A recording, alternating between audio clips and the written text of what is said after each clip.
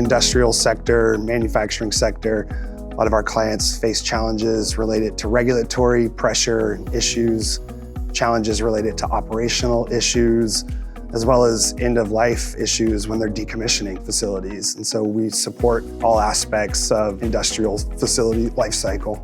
We've started projects from just a permitting matrix, determining what kind of permitting obstacles or requirements that facility might face, through site selection, so we can screen sites and do a fatal-flaw analysis to help narrow down and pinpoint the best location for the facility.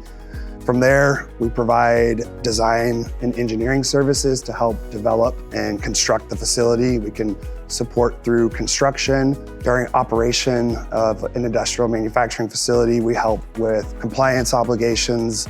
We also have very robust remediation practice.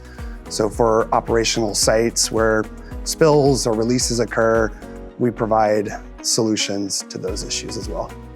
I think the depth of our resources is a differentiator.